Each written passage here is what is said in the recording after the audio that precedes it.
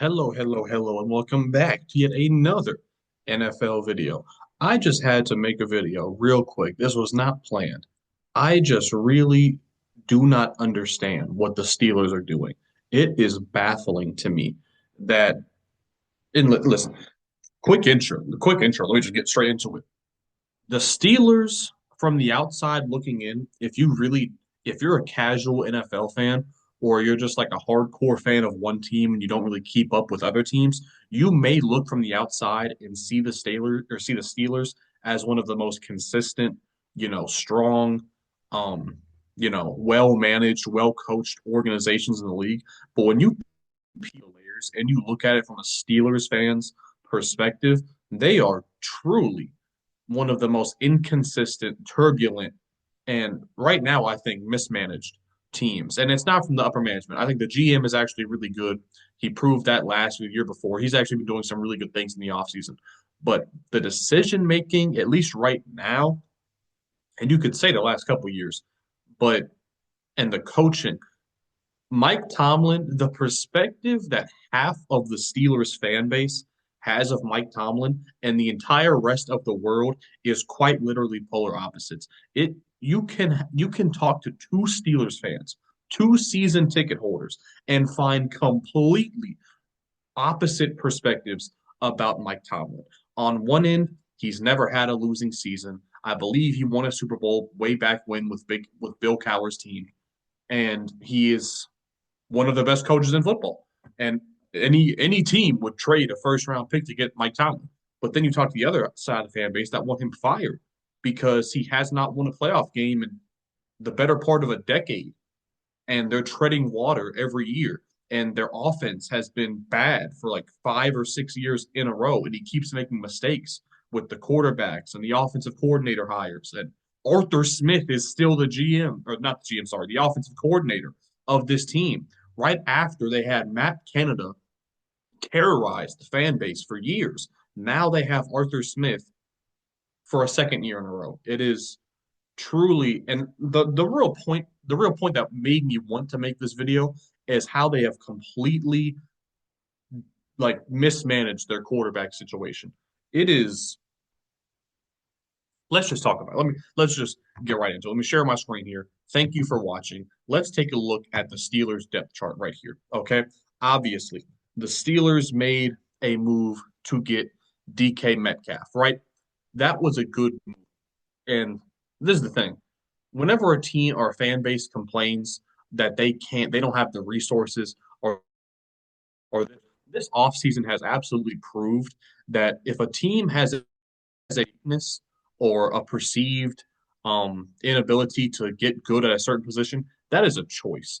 The Bears traded a fourth round pick next year to get an all pro level offensive guard in Joe Thuney. The Raiders got a starting quarterback with a third round pick. The Steelers got a star wide receiver with a second round pick. If your favorite team really wanted to upgrade at a position, they could do it very quickly. It is a complete choice to have weaknesses at certain positions, but I digress. The Steelers traded a second round pick to get DK Metcalf, and they now have two of the same type of player, number one outside, deep route, big body, contested catch type receivers.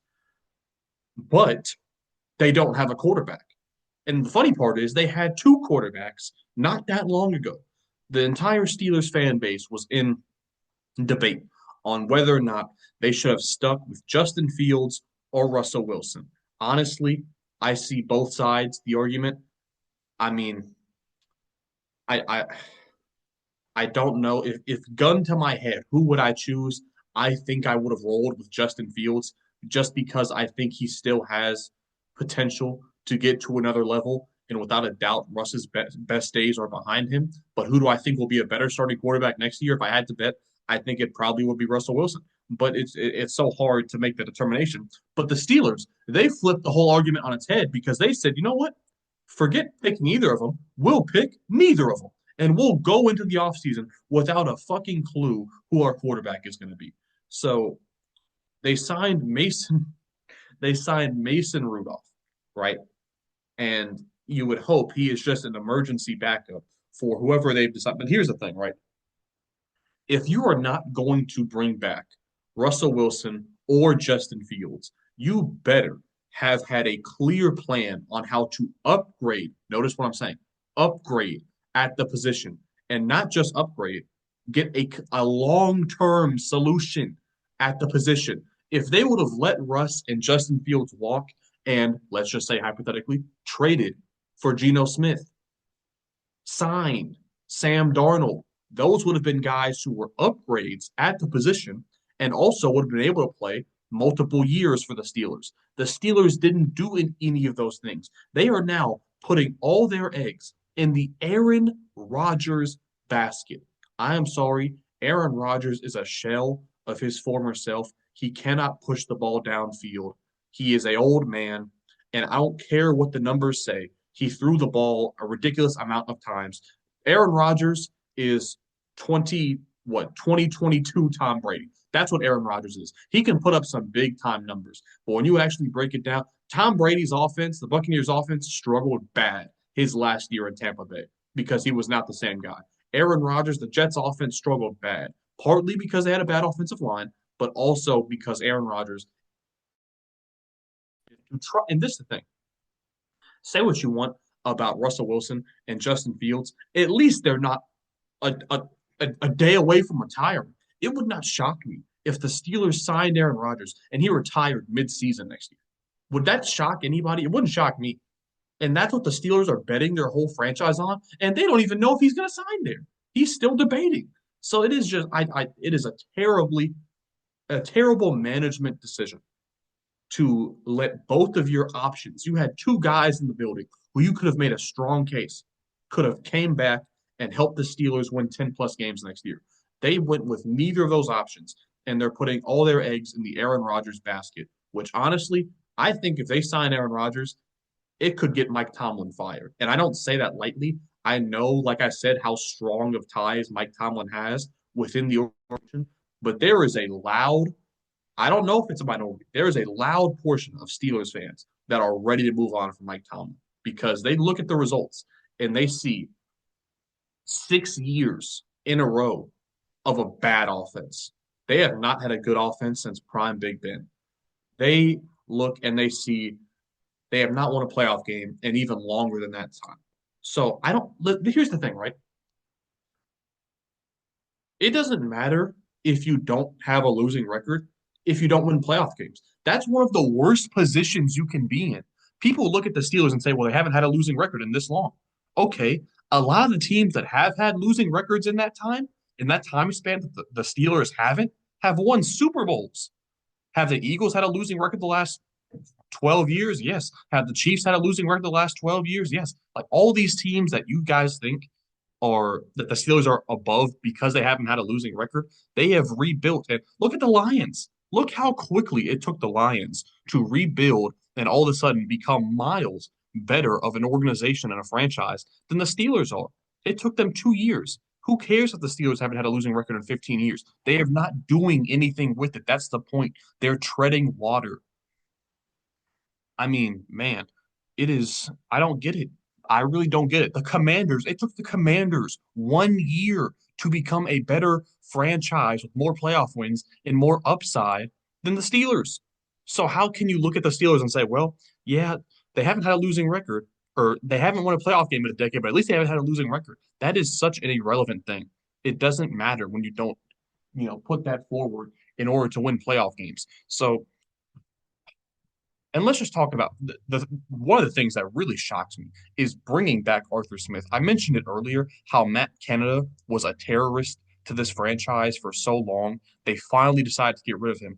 And listen, I'll say this. I also would have made the same mistake with Arthur Smith because I was of the belief that he was a pretty good coordinator, just not a good head coach, right? When you really break it down and you look at it and you say, well, he was really good for a certain span of time with the Titans when the Titans had A.J. Brown and 2,000-yard rusher Derrick Henry. Arthur Smith's magnum opus, if you will, his claim to fame was giving Derrick Henry 400 touches a season. I would make the argument that I'm not one of those people where, oh man, I could have made the Titans a top 10 offense with Derrick Henry. Obviously, I couldn't have. However, a lot of coordinators probably could have. So But I looked at it and I saw, well, Najee Harris, Derrick Henry, they could.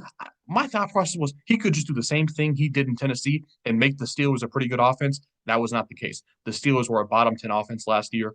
And man, and this is the thing, they're a bottom 10 offense who got rid of their number one weapon in Najee Harris. Say what you want about Najee Harris. They let him go for not a lot of money, and he had their most yards from scrimmage last season. They let go of both their quarterbacks. They're bringing in a new, they're now moving from a two running back system to, we would assume, a two receiver system in which they're going to have to throw the ball a whole lot. Which, by the way, why would you not just bring back Russ? You brought in DK Metcalf. You know Russ has a certain type of connection with DK.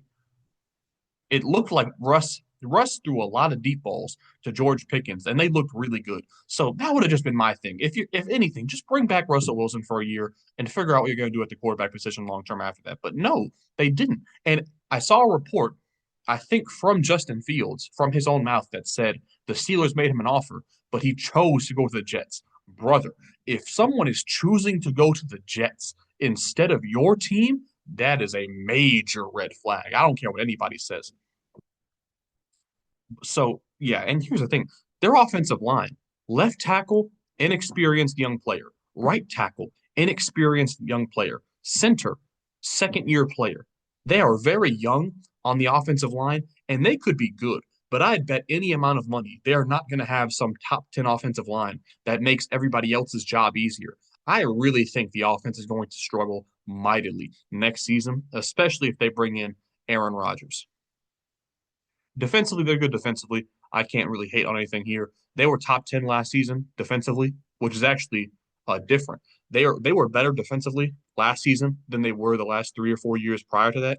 But here's the thing. You have all these Pro Bowl level players, Minka Fitzpatrick, Darius Slay, Joey Porter, Alex Highsmith, Patrick Queen, Cam Hayward, TJ Watt. They have a lot of good players on this defense, but it does not matter because the offense struggles so mightily.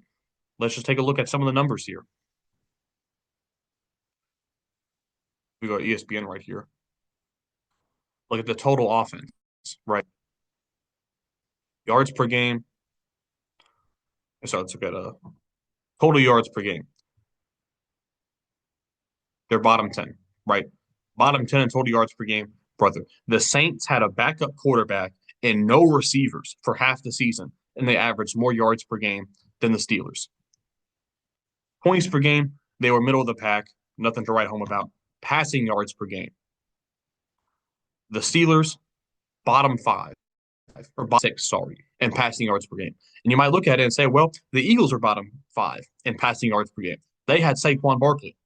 The Steelers, sorry to inform you, they don't have Saquon Barkley, but they did get rid of their number one yards from scrimmage producer in Najee Harris. So there's that. They made themselves worse. They had a decent run game, but guess what? They got rid of Najee Harris and Justin Fields. So what do you do there? I'm not sure. So the whole argument here I'm trying to make is that I don't know. I don't have an answer for how to make the Steelers a contender overnight. I don't think there is an answer to that, but I do know that Mike Tomlin is not this guy that everybody is, making him out to be. Because, brother, if you look at the numbers last season, that was a good season for Mike Tomlin, but they did nothing with it. They did not win a playoff game. They collapsed at the end of the season. It feels like they always seem to do that in Pittsburgh, and it's just there's no light at the end of the tunnel. They don't have a quarterback right now, so it feels like, and my final remarks, if you will, it feels like the Steelers have just been completely lost at the coordinator and quarterback position since Big Ben retired. They have no answers. It's been a different guy in the door every year, it feels like. I think the best bet, honestly, would just be to draft a rookie. Just draft Jackson Dart, throw him in there. You know he likes to throw the deep ball. He has DK Metcalf and George Pickens to throw deep balls to.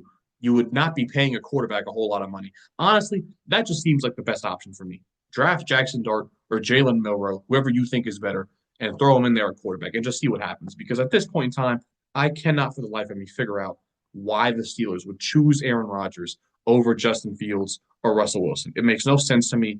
they're terribly mismanaged right now, and I think that loud minority of Mike Tomlin haters in Pittsburgh is going to continue to grow louder and louder.